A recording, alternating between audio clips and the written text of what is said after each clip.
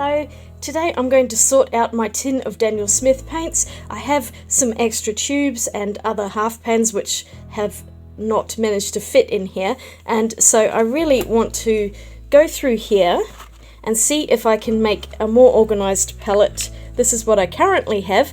I have more than 52 colours now, so I need to figure out a way that I can utilise this palette a lot more efficiently and perhaps add a second palette which is a little bit smaller. If you haven't already seen my Schmincke sorting video, I'll link it in the description and up in the corner here, and you can check out that one. That was a lot more complicated, I think, than this one's going to be, because I do have most of my tubes squeezed out. There are just a few extra ones which I bought recently, but I think I am going to have to fill up some of these a bit more because I have used them quite a bit and I have been neglecting this tin for a while, so I think I'll just refill everything and get it back up into perfect working order. So let's get into it. Now here's my drawer full of my Daniel Smith paints. All of these tubes are 15mm, so they're quite large, and I was going to put everything up onto my desk, which is just over here, but I think it's just going to take up too much space, so all I'm going to do is pull out the actual tin palettes and some of the tubes that I haven't yet squeezed in,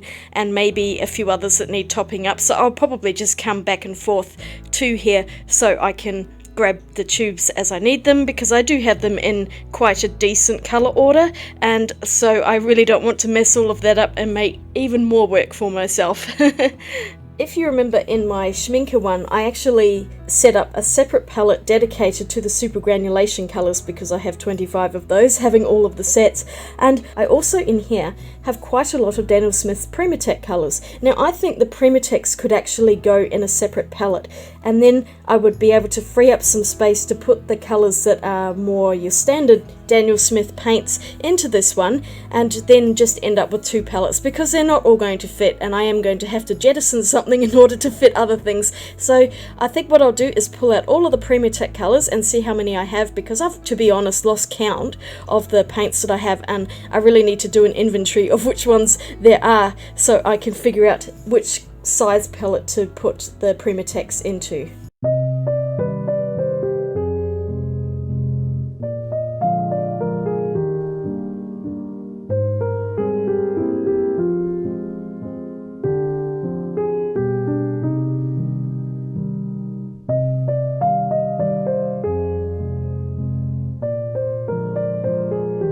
Okay, so I currently have 15 of the Primatek colours. I was considering putting the Lunar Black in there. I might still do that because, as you can see, the Lunar Black is an incredibly granulating colour and does go in quite well with some of these other granulating Primatek ones, but I'm not too sure yet. I'm just going to leave it there for now and I will decide a bit later. I don't really have an exact amount to fill any specific tin. I do have a small tin which technically holds 12, but you can actually fit 20 of them in here.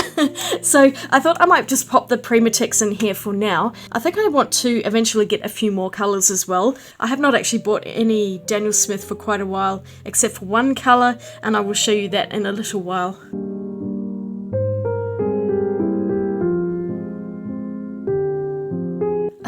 Look how dirty that is. These paints have been very well used and they have just gone everywhere.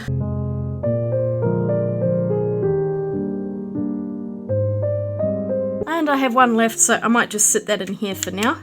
So I'm just going to deal with this palette a bit later, I think, and I will work on this main one here. I have 15 spaces that I can now fill. I might just cross these off very gently just so that I know those are the gaps that I need to fill.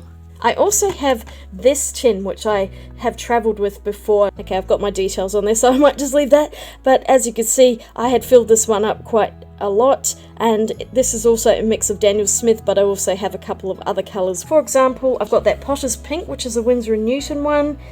That is a white gouache, and I will need to go through. I think there's a couple of others that are from other brands, but most of them are Daniel Smith that are in here. So some of the colours I have in here are not in this set. So I would like to be able to fit, for example, this cobalt teal blue, I think it is, and the Pyrrole red, I think, is another one that I haven't got in there. This is why it's a really good idea to write the name of the paint brand and the colour name onto the half pan itself, because you can pull them out and easily identify which sets they go to. But see, I already have a permanent alizarin crimson in my other set, so I'm going to have to keep this one out for now. In this set, here's my perylene green, which is almost empty, so I might actually swap it over for this one, because this one's almost full, so it saves me having to pour out any more paints. I am quite stingy when it comes to the Daniel Smith paints because they are so expensive. I do try to make sure I use every single scrap of them and not waste any of the paint. Found another cerulean blue chromium. This one had welded itself into the tin over here. You could see it's leaked, and so I really do need to clean up this tin and this half pan as well. I'll be doing that at the sink in a while. I just realized how messy this palette is, so I'm pulling everything out of here and replacing some of the more used ones in here with these fuller pans. That is my first job. I think I just really need to clean everything, because all of these half pans that have been in this box, the water's run down the side and they are just covered in paint, and they're really sticky and very messy, and I can just see them making a horrendous mess as soon as they get re-wet. So the smart thing to do will be to go in with a damp tissue and just wipe off all of the excess mess, and then I can actually clean this up. You could see just how much the paint has just got onto the edges of this tin, and it makes the pans impossible to get out. Almost I've been having to fight with them for quite a while. I'll come back once I've cleaned everything up and pulled everything out, because this is a very tedious job. Dirty palette, clean palette. Now that I think about it, I might actually do the same with this palette, because a lot of these pans are quite dirty and I want to clean all of this up.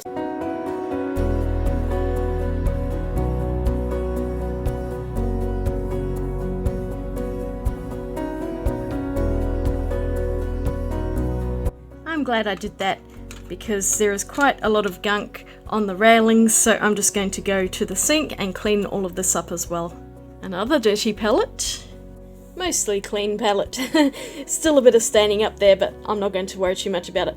So the next exciting job, which I have been putting off and I will now have to do, is I'm probably just going to go through most of these and just try and take off as much of the excess paint on the outside as I can. Given these all a bit of a clean, now I'm just going to pour out these ones and fill them up, and then I will sort them all out into the palette. I have less than the amount that can actually fit in that palette, so I will be growing into this, but let's just get them in and then I can swatch all of the colours that I currently have for you.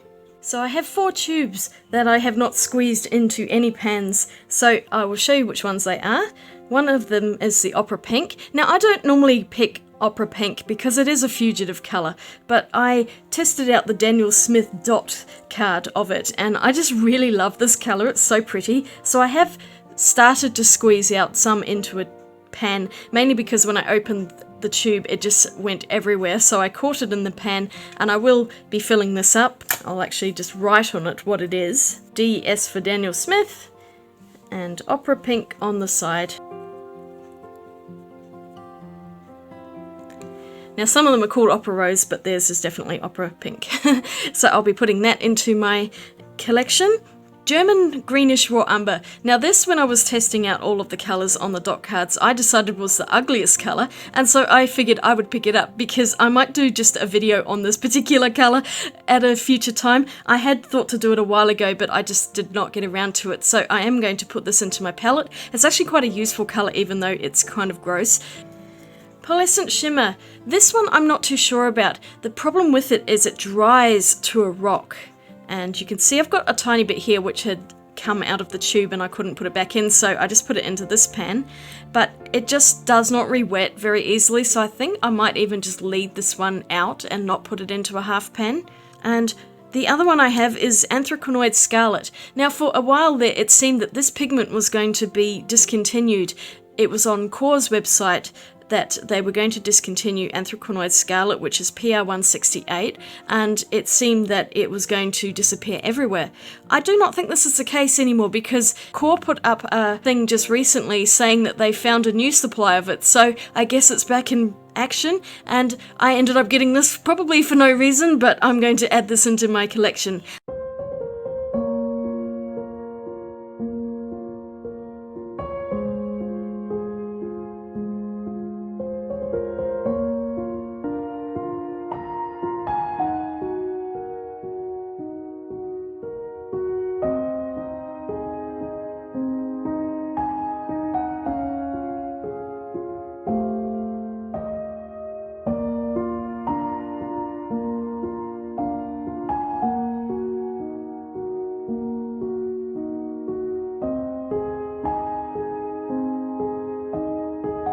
case you're wondering what this metal gizmo is, it came out of a set for clay sculpting, I think.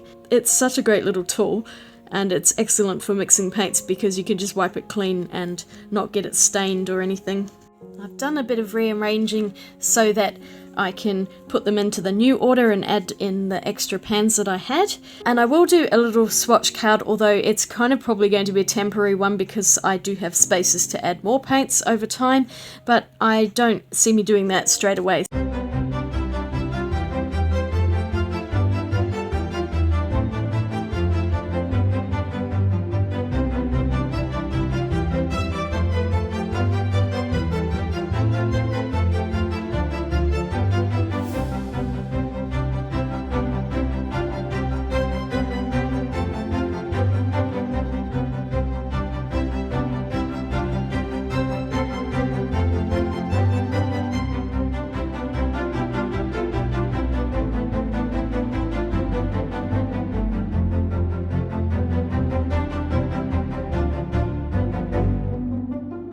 Finally got that done. That took quite a long time. So what I'll do now is paint out all of them onto my tiny little swatch cards that I have here, and we can see all of the colours together.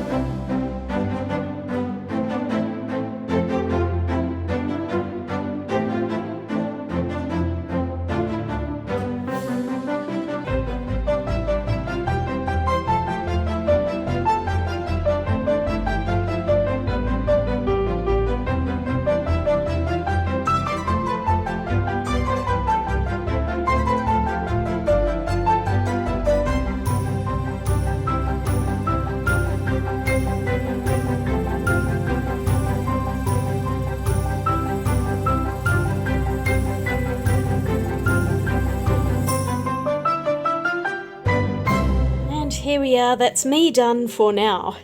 So I've got space for a few more colours in here.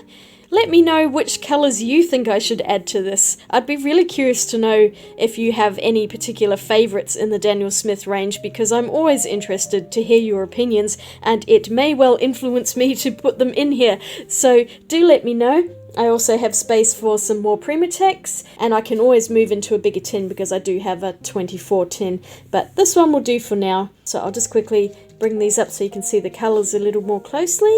This is the Primatek set, and you can see that jadeite's still a bit wet, and I've just managed to get some on the garnet. Really clever. It's probably on my hand. And on my larger swatch card, here's all of the colours. The indigo's kind of gone a bit too far over, but never mind. You can see how granulating that lunar black is and why I did think to put it in the Primatek set, but I've left it there for now. That opera pink is insanely bright. I really love Daniel Smith's phthalo blue, and the ultramarine's really pretty. I don't know that I would get the ultramarine violet. Again, it's a really pale colour. I much prefer the carbazole violet. The anthracanoid scarlet's also dried quite light as well, but I do love that pearl red. That's crazy. And the anthracanoid red is really lovely too. Thank you so much for watching today. I hope you enjoyed this video. It was just a sort out. I needed to do that as much as I needed to do that with my Schmincke colours, and now I've pretty much sorted all of my paints, so I will actually get to painting with them. So don't forget to subscribe so you can see more of my videos, and if you like this video, don't forget to give it a thumbs up. So thanks very much for watching. I will see you all again in my next video. Take care out there. Swatch you later. Bye.